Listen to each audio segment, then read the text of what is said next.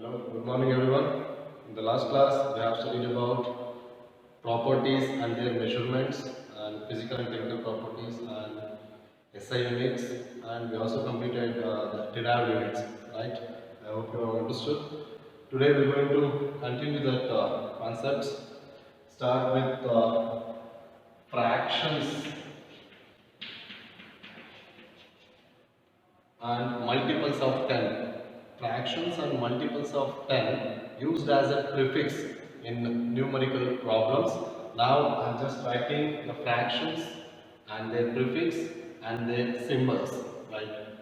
Fractions of 10, for 10 to the power of minus 1, we can use a prefix, that is deci, right? Instead of this fractions of 10 to the power of minus 1, we can directly use deci. The symbol of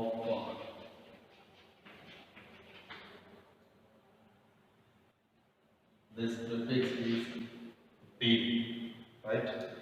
And for 10 to the power of minus 2, we use centi. Symbol is c. For 10 to the power of minus 3, we use milli. Small m is a symbol. And for 10 to the power of minus 6, we use micro. The symbol is mu. And for 10 to the power of minus 9, the prefix is nano and the symbol is small m. And for 10 to the power of minus 12, the prefix is pico, symbol is p.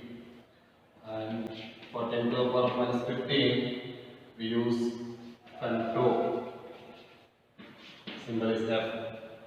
And 10 to the power of minus 18, we can use the prefix is hecto, symbol is a. So these are the fractions of 10, and these are the symbol prefix, and these are the symbols. So with the help of these fractions of 10, with the help of this prefix, we can easily convert from one unit to another unit, from one numerical value to another numerical value. For example, in some kind of problem, they have given 100 nanometer. So you can write it as, by using prefix for nano, you can use 10 to the power of minus 9, right? So 100 into 10 to the power of minus 9 meter, right? One more example, 6 micrometer. So for micro, you have to use 10 to the power of minus 6, like this. I hope you understood. So these are the basic concept. Fractions of 10 along with their prefix and along with their symbols. As in the same way, multiples of 10s are there. Multiples of 10. So for 10 to the power of minus 1, these are the prefix and symbol. For 10 to the power of minus 1 or plus 1, we have to use deca, right? For deca, symbol is D. And for 10 to the power of 2, we can use hecto, symbol is H. For 10 to the power of 3, we can use kilo, symbol is K, big letter K.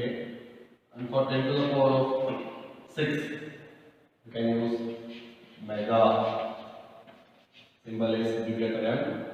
And for 10 to the power of 9 plus 9,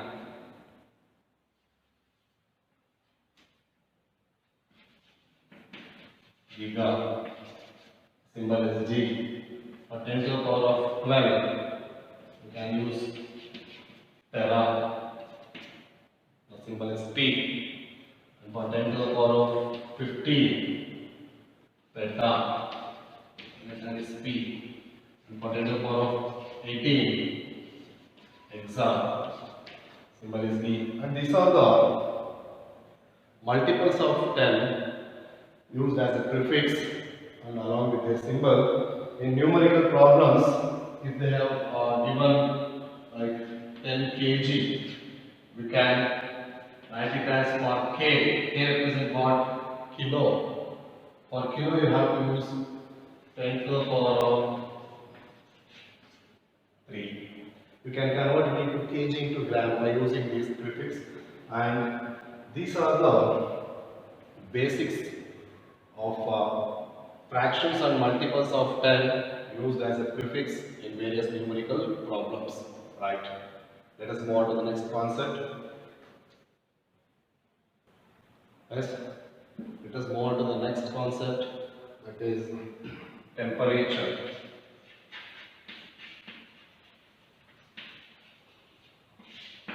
Temperature is one of the physical property which can be measurable without changing the identity of a substance or any kind of matter. First, let us understand what is temperature. It is nothing but a degree of heat or amount of heat that present in a substance or any kind of body. Right? The intensity of heat or the degree of heat or amount of heat present in a particular substance or any kind of matter, that is called temperature. This temperature can be measurable, right?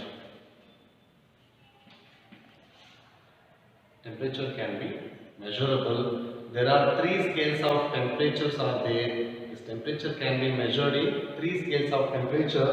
The first one is Celsius scale, and the second one is Fahrenheit scale, and the third one is Kelvin scale. Right. These are the 3 scales of temperature in which the temperature of any body or any substance can be measured. So in this, obviously you may all know that temperature can be measured by using an instrument called thermometer, right?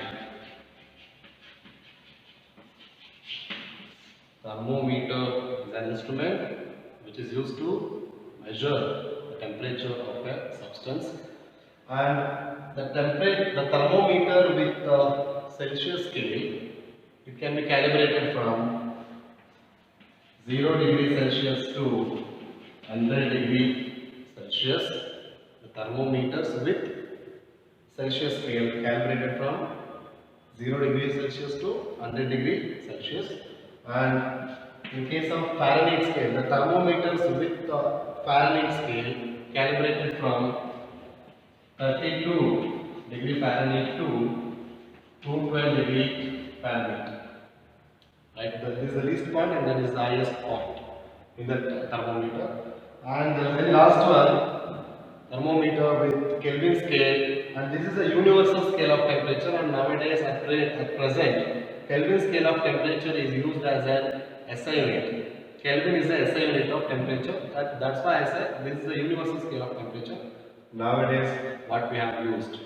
And in this Kelvin scale of temperature, the temperature is calibrated from 273.15 Kelvin to 373.15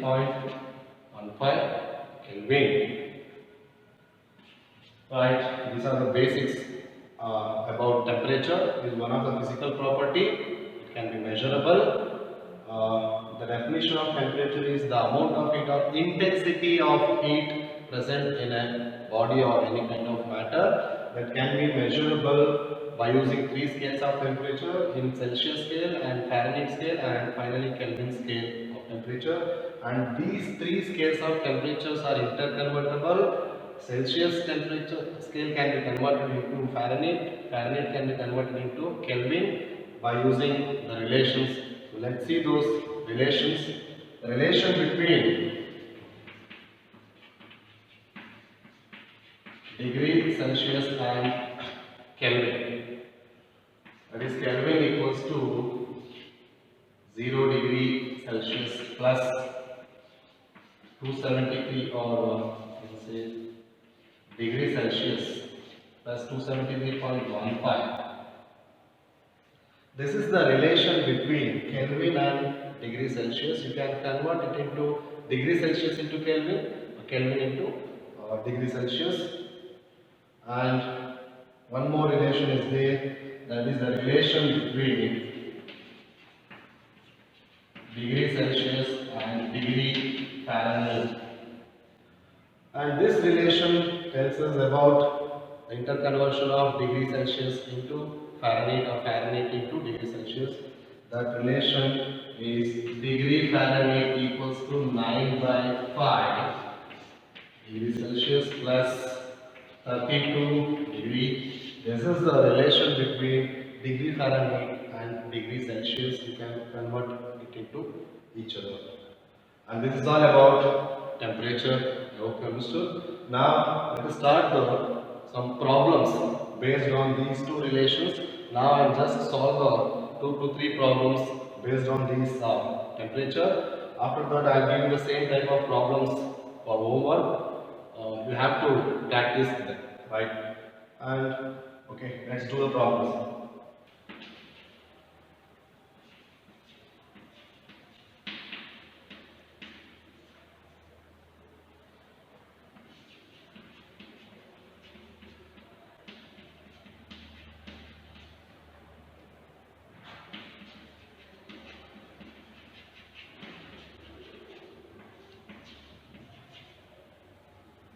That's right. Problems on temperature. This is the first problem. The problem is the room temperature in Celsius scale is 25 degree Celsius. Convert it into the other two scales. What are the other two scales? Of course, the given data is in Celsius scale.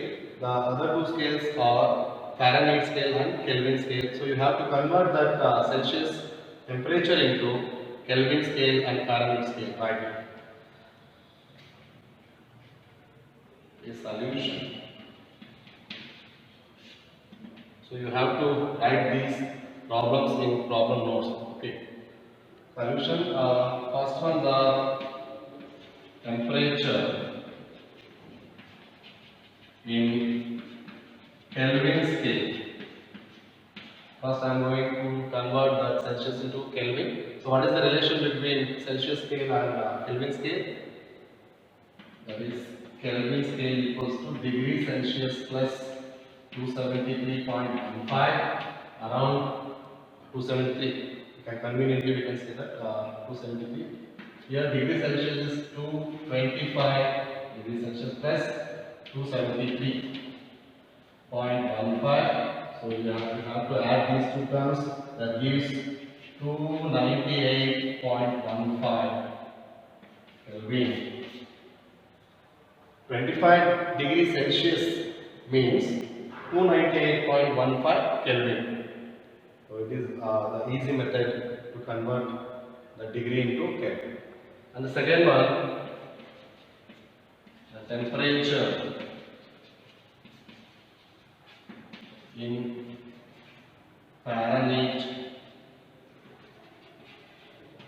scale. How to convert the Celsius scale into Fahrenheit scale?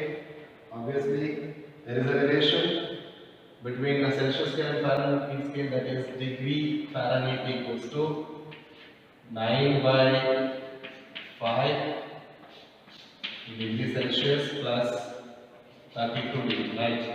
We have to substitute the degree Celsius, that is 25, 9 by 5 into 25 degree plus 32. So we can easily simplify it. 5 is up.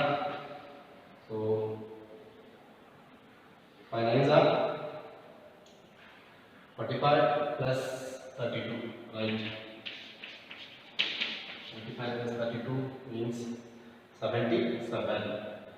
Okay, 77 degree Fahrenheit. So this is the answer, right? 25 degree Celsius means in the scale of Fahrenheit, that is 77 degree Fahrenheit, right? And this is the solutions for this problem. I hope you understood. Yes.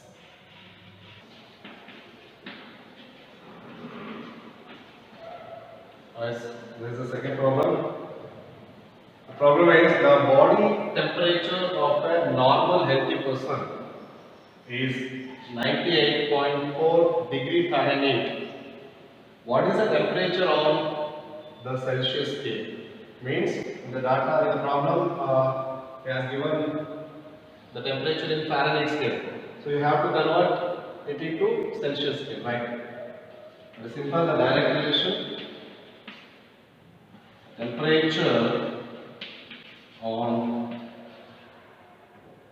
Fahrenheit scale, Celsius scale. So we have to convert to Celsius scale now. So Celsius scale, the relation between Fahrenheit and Celsius scale is degree Fahrenheit equals to 9 by 5 degree Celsius plus 32 degree, right? So we have to convert Fahrenheit into degree Celsius. So degree Fahrenheit will be 98.4 equals to 9 by 5 degree Celsius plus 32. So we have to rearrange this equation. So 9 by 5 degree Celsius equals to 98.4 minus 32. Yes. So we can simplify it. 9 by 5 degrees Celsius is 98 minus 98.4 minus 32 means 66.4. Right.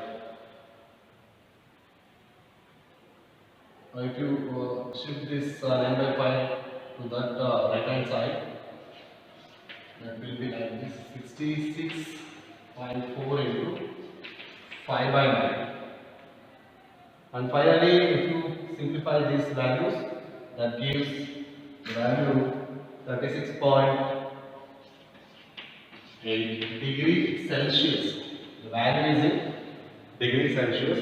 So this is the conversion from degree Fahrenheit to degree Celsius by using this relation, the simple calculation, and this is the problem, right?